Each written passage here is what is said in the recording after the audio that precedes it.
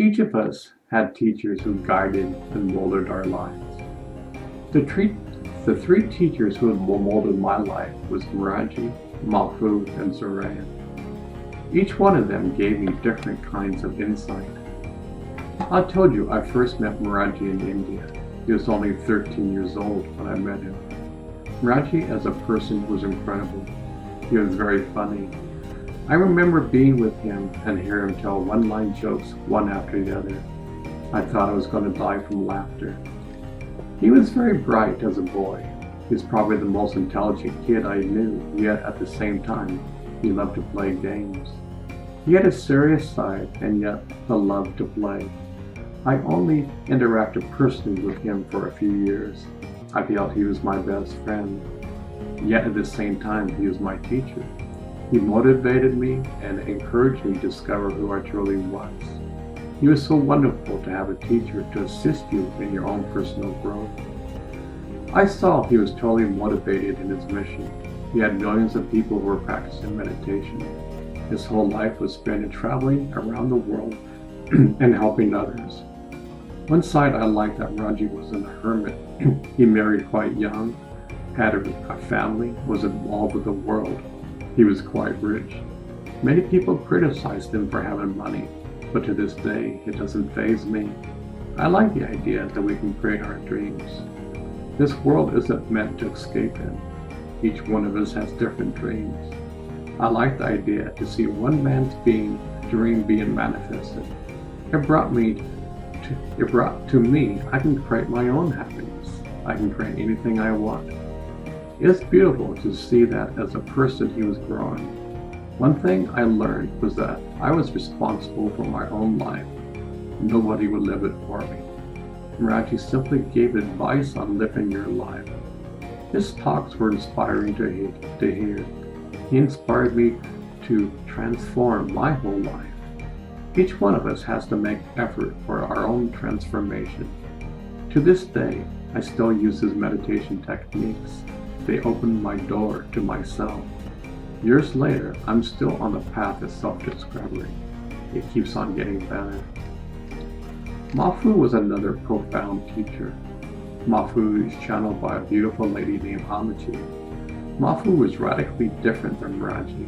In the beginnings of meditation, were guided meditations with a lot of imagery. He brought in a lot of ancient wisdom from cultures all around the world and not of this world. His message was that we're in charge of our own development. I learned about the power of thought and how to empower my own life. His teachings were radically different. I learned a lot about my own emotions. When I was in his presence, I felt I was with my best friend. He treated us as equals. His goals were for each one for us to discover the way to come home. Mafu was also incredibly funny. He had a great sense of humor. He was highly emotional. His wisdom touched me deeply. I learned some powerful prayers from him. They were very touching. He brought me in touch with my love for God. Around 4 years ago, he started bringing the old Vedic wisdom. He introduced a lot of old meditation techniques to get in touch with ourselves. This ancient wisdom was the foundation of where India was built upon. I haven't spent much time personally with Mahadev. I consider him to be a good friend and teacher. I've gained much wisdom each time I've been in his audience. I've had many profound experiences in his audience. I found a lot about my past through my many visions. The last time I saw Mafu was in Oregon in Oregon. I just happened to be on a business trip to Portland. I received a phone call from a dear friend, Harry Bartz. Harry told me there was a 4-day retreat, and why don't I come? A rental car was arranged for me, so I drove 4 hours to the retreat site. I had a great time there. The event was extremely organized. Mafu was sharing old Vedic meditation techniques with us. I remember the first time I walked into this temple. I sat down with a group and I was a little embarrassed. This huge rainbow stream of light came my being and filled the whole room. I felt a little awkward because I didn't want to be disrespectful. I definitely didn't want to announce my presence. I had a wonderful time there. As a matter of fact, I wrote Mafu a letter saying I wanted to move my family there. It never happened. I felt very fortunate to have the chance to have been there. I feel that the work that Amaji and Mafu are doing is very beneficial to this planet. I could sit in both of their audiences for hours. It's highly entertaining, at the same time most enlightening. Zoran was another great teacher in my life. From the day I first met him, we became good friends. Zoran is channeled by Makar. Zoran was different than both Mafu and Miraji. His whole teaching was through play and laughter. I learned more about my child aspect of myself. He also had great wisdom. Through his teachings, I had incredible meditation experiences. At times I felt my whole body would disintegrate into light. We went to Mexico together for 1 month. It was definitely an incredible trip. Both Zoran and Mafu taught me that we are our own masters of this life. A teacher guides us. We have to do the work. Zoran's philosophy was simple. His way to enlightenment was through ecstasy. Meditation was a joy. Life was not a struggle. He taught truly to be in love with life. Zoran was the one who was my teacher in the past on the planet called Nucleus. There I learned about the innermost secrets of energy. He was the one who was responsible for taking me on this ship which you already read about. There is a lot going on that meets the eye. Each of these teachers taught me something unique about myself. I learned about my emotions, meditation, the power of thought. I learned so many incredible tools. Each teacher respected me, and I respected them. It is and will be a great learning experience. For some years now, I've integrated the tools I've learned into my daily life. I respect all teachers from all walks of life. We are all in this dance together. As Mafu once put it, if we are only strong as the weakest link. By making us one of us strong, we become stronger. It's a new step in evolution.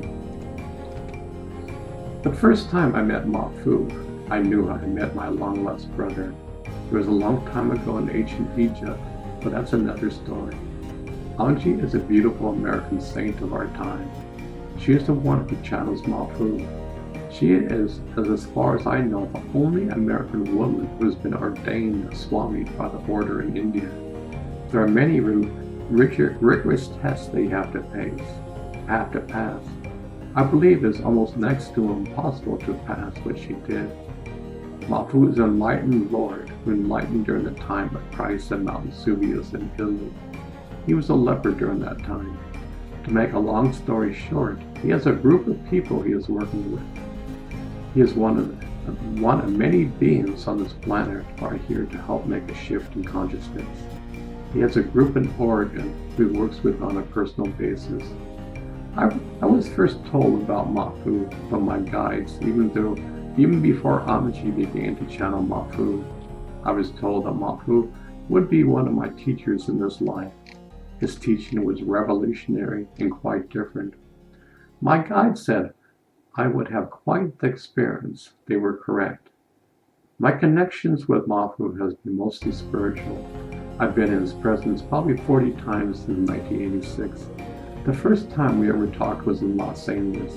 I saw him for 5 or 6 times before he talked to me. This occurred in February 1987. I was in the audience with some of my friends. Mafu was going around the room and talking to certain people. At one point, he came up to me and asked me, "What can I give you? Do you want riches?" He started offering me anything I desired. I just smiled and knew he was my friend. I really was satisfied. I didn't ask for anything, but I was overwhelmed. I felt such a love and compassion. It was like my long-lost friend seeing me and wanted me to feel completely at home. Mafu would have probably given me the world if I wanted it. There was such a connection between us. Over the years, I've been in contact with the group in Oregon through my friends. My connection is on a different level. For a long time, whenever I was experienced, I found out that the group was experienced or going through the same thing. I wasn't left out at all. I had my own daily seminars. Ever since I moved to Hawaii, I haven't been involved in hardly any events. My time has been simply cultivating the experience. One time, I saw Mafu in Arizona. He was walking around the large auditorium and asked people questions. He asked me, "Do you like your lips?" I said, "Yes." He said, "Do you know why?" I said, "Because it's part of my body." He said, "What I'm about to say will cause great controversy to you." Okay, there it goes. You have not been on this planet Earth for 35,000 years. You have the same body, the same chemistry as in Egypt. For 35,000 years, you have been an unlimited being. I can't tell you in words what kind of experience I was having then. It's like a whole bell was being lifted. But Mafu taught, and now is the techniques from the ancient world and present. He uses the ancient wisdom of the Vedas, the ancient ways of Egypt, the American Indians.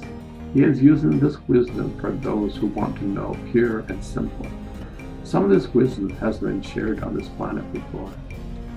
I've included the transcript of that seminar in Arizona. Mafu, do you love your mouth? Yes. Mafu, do you know why you do? Because I love myself. Mafu, do you know why it's so familiar with you? No. Mafu, are you prepared for an evenness? Yes. Mafu, it will cause great controversy inside of you. Well, here it goes. Laughter from the audience.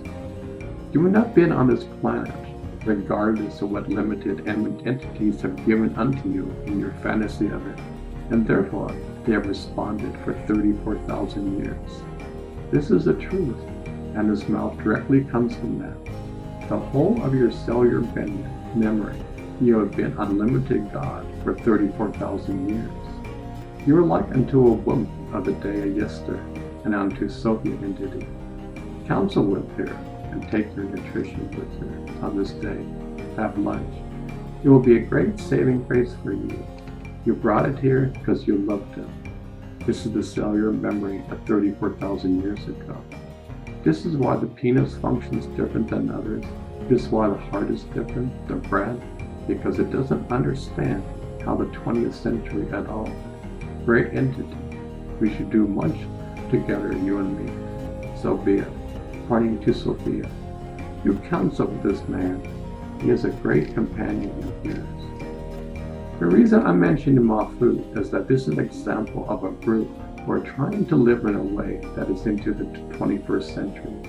The wisdom isn't merely intellectual, but also practical. They are for a group one of the cutting edges of new thought and technology. Remember, all it takes is for one person to be transformed. Many people I know disagree with so-called channel entities. They say it's the subconscious speaking from that person. If it is, so be it. Isn't it wonderful that the subconscious is powerful enough to come out and relay useful information? According to scientists, we only use a fraction of our brains. So many things are going on at subconscious level. If channeling is only the subconscious, then great. Oracles have been around for thousands of years. I give the analogy of a telephone conversation from one dimension to another. As a matter of fact, there are so many different kinds of oracle. Mafu, when he comes in, takes over all body functions as energy. She leaves the body and Mafu comes in. Her physical size change. We seem to think as humans that we are the only source of life in this whole universe. Anything new, we are skeptical. I'm glad there are beings like Ma'alaji on the face of the planet. I believe we need a spiritual evolution revolution. We don't need guns or war to achieve it. We simply need to change ourselves.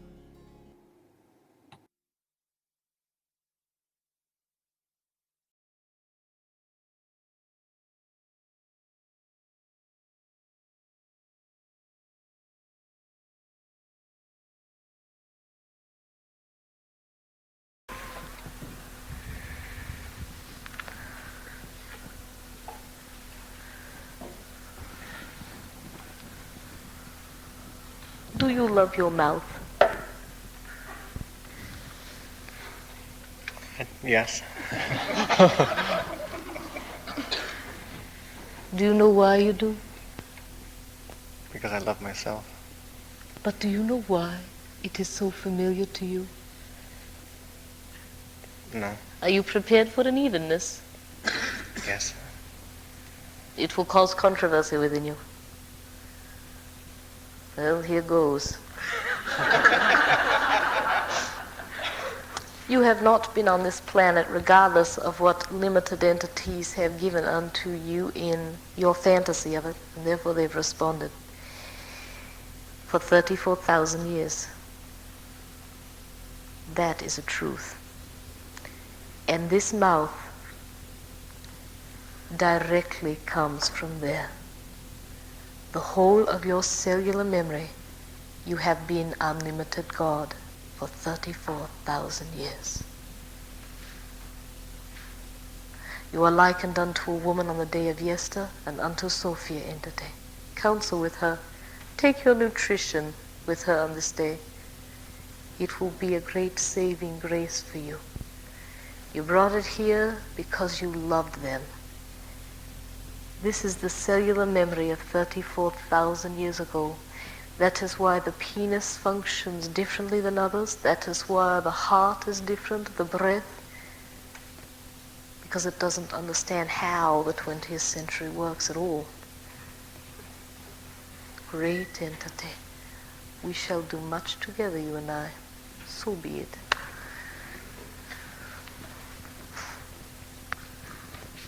You counsel with this man. He is a great companion of yours.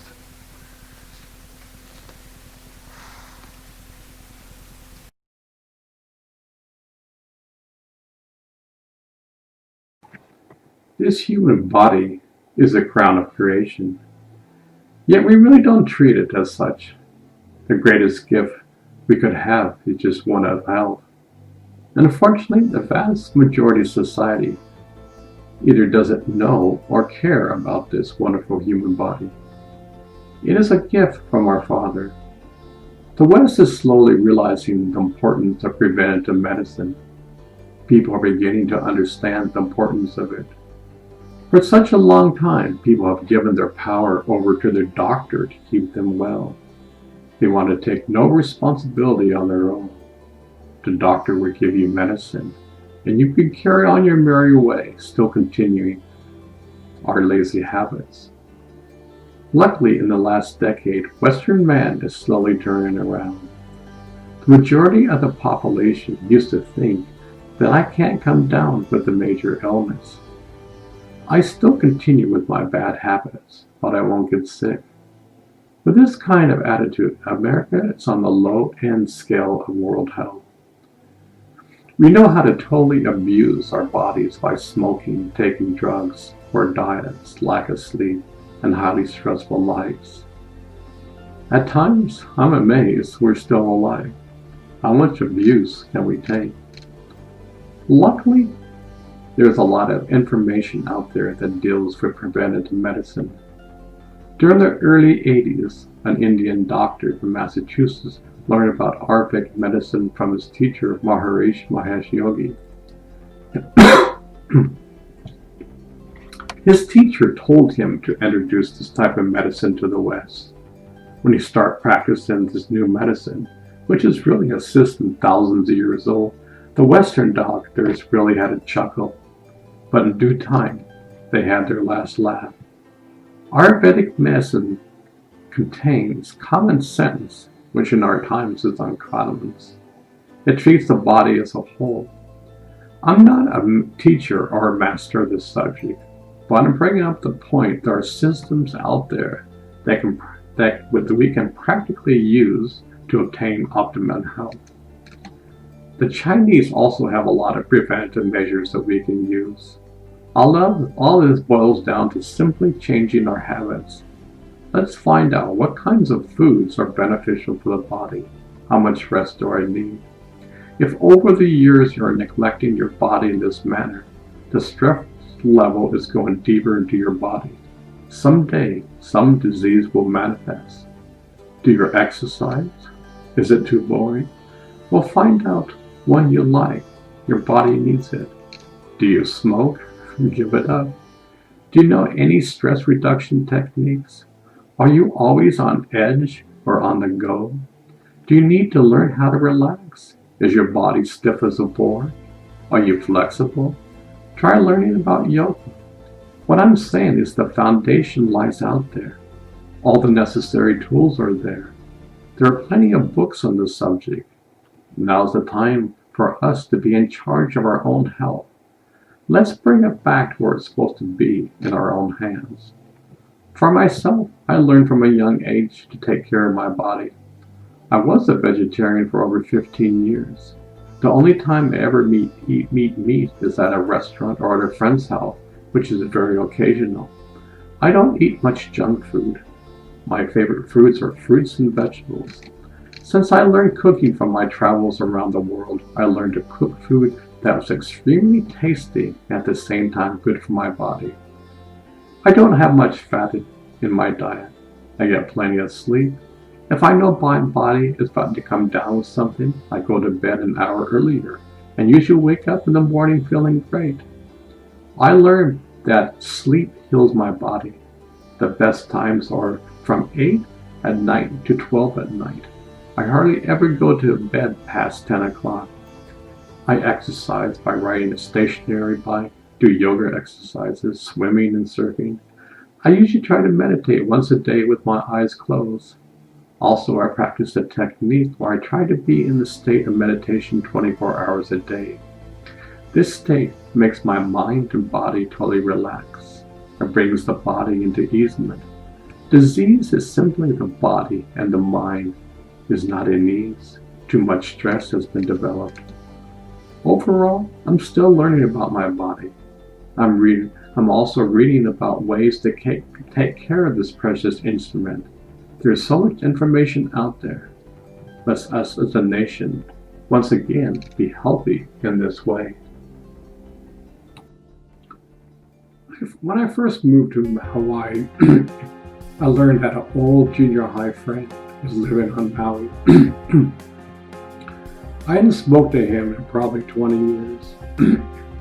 Paul was a twin too, so we had a lot in common. Both of us were surfers.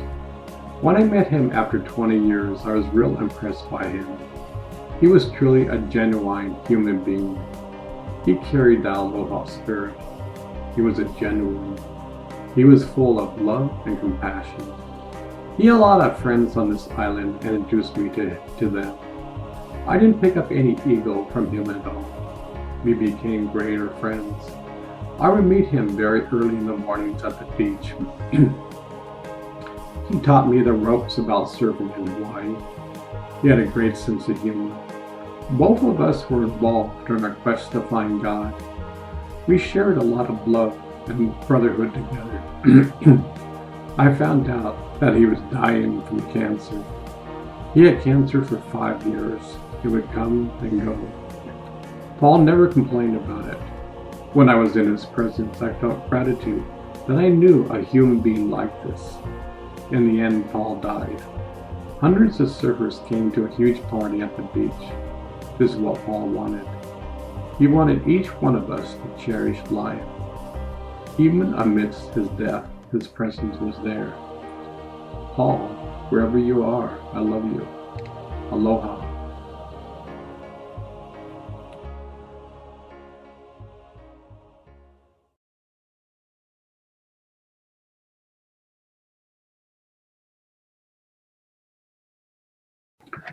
One of my goals is to be able to study with the major religions of the world and have the experience of realization through each one.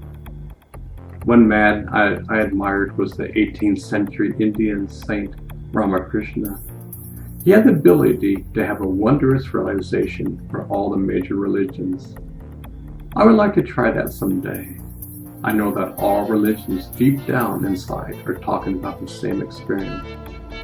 Many of my own experiences with the major religions have been wondrous, but I would like to walk in their shoes for a while. I think in my own way, I could simply show that we are in fact flowers on a garland. We are not separate. Each of us are unique. I would love to study with the Dalai Lama in India, or like to study with the Franciscan monks and with the Hindus. I would like to know more about the Muslim religion. These are a part of my goals. I would love to try to help people. I have a lot to offer. I'm just a simple human being I truly want to serve. I hope this book touches just one person. Then I know I have done some service to mankind. My goals and dreams are mostly based on heaven on earth. I'm just trying to be an example. I have a lot to learn. I stumble at times, but I pick myself up and keep on walking. I would like to someday have a place in Hawaii where people could come from all walks of life and learn from various teachers. People could come for a period such as a week or two and bask in the aloha spirit. I would have it much like the Monroe Institute in Virginia. Another goal I have is I would like to put together a series of peace festivals around the world. These festivals have different kinds of speakers and musicians from all around the world. Its main focus would be on the practical ways peace can be achieved in our society, nation, the world. I like to gather Crosby, Stills and Nash, the Beatles, Bob Dylan, Rolling Stones. If anyone has any interest or ability to pull it off, contact me. I would like to be part of a peace think tank. I would like to get together with politicians, religious leaders, and business leaders. I would like to come up with a practical plan that we can use to bring peace to ourselves, nation, our society. We could use the media to come up with various ways that average American can incorporate ways to develop peace. We could have a series on PBS such as The Rebirth of America. We could develop a series such as The Nature of Health. What would be a series based on the health of the country, society, business, politics, and individuals. We could have a series of courses presented at schools about the value of peace. A lot of values such as peace, ethics, love, and compassion are lost in society. In the long run, my goal is to unite it with the power of love.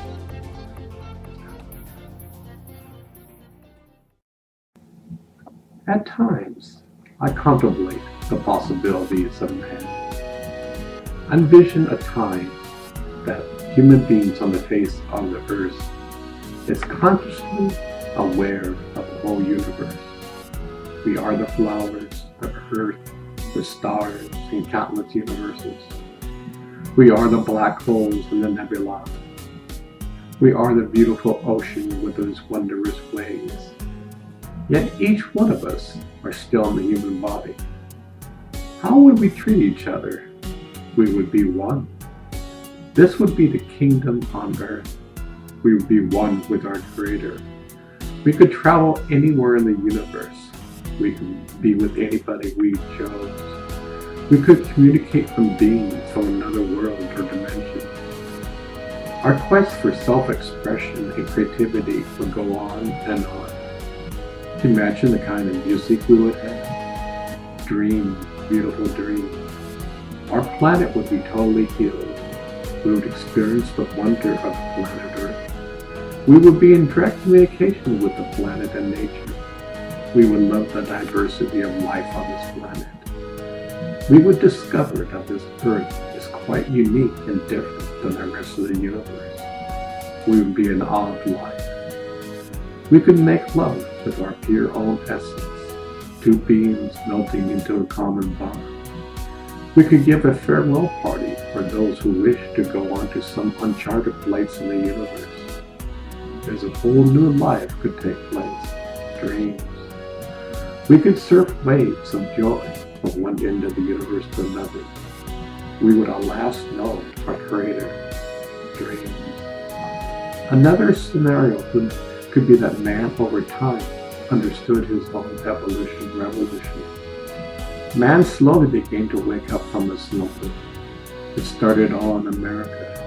During the 60s, a seed was planted in man's consciousness. Over the years, people in America and throughout the world are beginning to come alive.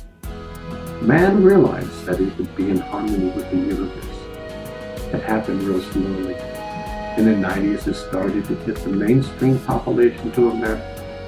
People were seeing that they wanted to change. People were teaching humanity to take hold of the reins of your life. A lot of people in politics were worried. Yet what could they do? The majority of the population was beginning to discover their nature. People beginning to change. Drugs and alcohol were no longer a problem. Why would you need that when we have a greater experience existing inside? MTV would hold parties where people would rejoice in their new beginnings of life.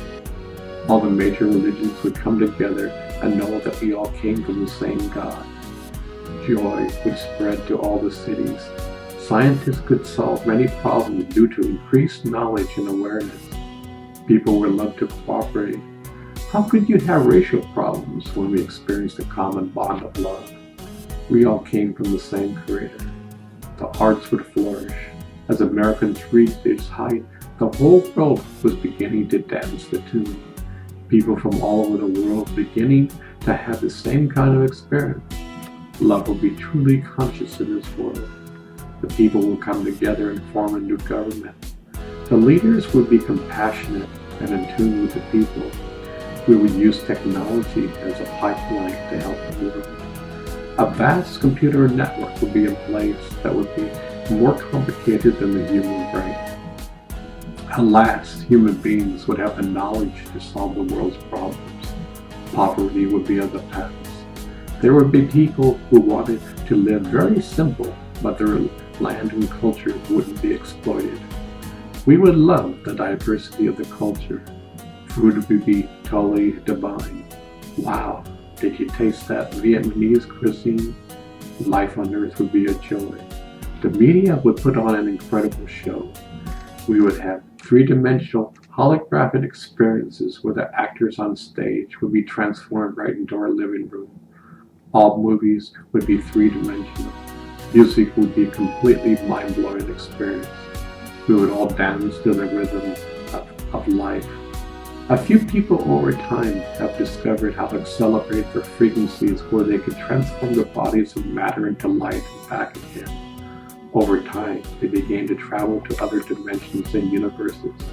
They go beyond time and space. The teenagers learn how to do this and begin to explore regions never explored before. They are young and free and full of adventure. They bring back experience of other dimensions with the languages of love. Slowly these beings come to Earth. There was a great party on Earth for 1 week. It was during the year 2001 that the first craft at a baseball game. The government and media could no longer hold it back. Man was reaching the point where he could go on. The teenagers and older people were completely have a time of their life. They decided to completely merge together and go off and discover some part of the universe where they could participate in a brand new creation. The Creator himself gave permission to go out and create. They merged and off they went. Their ship was of love and light. They weren't contained by the laws of the physical universe. They could go beyond time and space. So off they went. Man was truly at peace with himself and his Creator. He was truly one.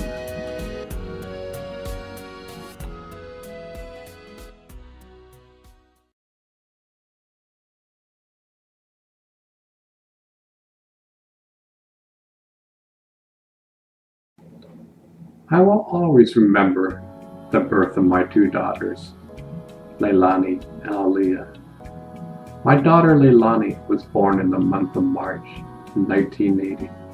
She was born in Miami. My wife at the time had a hard labor. I believe it was over 48 hours. Both of us wanted to try a home birth. We found the two best midwives in the area. Anyway, to make a long story short, Chanda Leilani finally came out. I remember placing her in a warm tub of water, and this incredible smile came over her face. It was filled with so much innocence and openness. She was totally filled with love. It was amazing for all of us to start out this way, and yet over the years, we start to lose it. My next daughter was born in a hospital. We were planning to have a home birth. During actual labor, while we were at home, the midwives knew she was having heavy contractions and Barbara was experiencing no pain. She got completely into the joy of having a child. Unfortunately, her pelvis area was too small, so we ended up in the hospital. She had a C-section. The moment Aaliyah came out, both of us were in joy.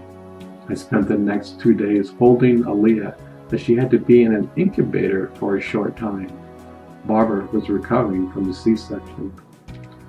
All human beings have that childlike state inside of them. We have simply forgotten the beauty and aliveness of that state. Children have an easy time of letting go. And they are mad one moment, the next moment they are happy. We hold our grudges for a lifetime when we go to war. A child ultimately believes in cooperation. A child experiences the love of being alive. It is inquisitive. It gets delighted seeing something new. Have you ever seen the joy on a child's face when it takes its first step? A whole new world is about ready to open up. We need to take those steps like a child in our life. We have miracles happening right before our lives, and yet we don't see them. Our children are the future.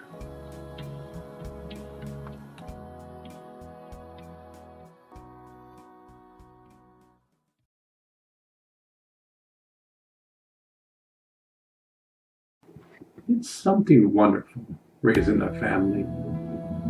I experience a completeness inside of my being. We are so lucky that we can create an atmosphere of love in our home.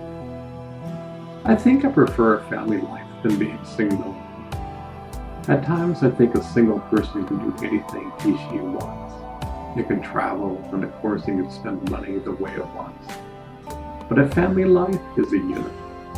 The family can laugh and play together. A family life makes me feel complete. It makes me feel home. A part of me needs that kind of life. When my daughter Aaliyah was born, we decided that my life would take off work for 5 years. We felt it was important to our daughter that we raised our own child. We could guide her the way we felt was right. Financially, we struggled, but it was well worth it. It's a wonderful experience, the love of a family. Love is the power that heals. With Barbara, I'm healing myself on my past relationships. Both of us feel complete. We know that we are to be together. It's wonderful to experience the completeness in one's life. Being single, a human has a hard time developing a long and meaningful relationship with someone. With marriage, we go through the ups and downs, and it builds character and love for one another. One thing I see is that no institutions teach about marriage. We go through our lives, we fall in love, and we get married. No one actually teaches that there's a lot more that comes with it. No wonder so much divorce is going on in this world. At times people think marriage is a failed institution or it's outdated. Well, with the right person and with the right values, there isn't anything like it. Have you walked into a home and just melded with the harmony and the peace surrounding the place? This is a place of nurturing. Then you can walk to another home and you just want to walk right out. The husband is yelling at the wife. The kids are totally upset. We are in charge of our own atmosphere. It is our duty to our children to provide a home of security and love. A home should be nourishing. We all can provide that. We just have to change our priorities. I have met single mothers who have provided that atmosphere in their home. It is their priority. They don't have much money, but they have a heart. They create an atmosphere of love in their homes. Our children are the future. Let's provide them with the care that we would like to have.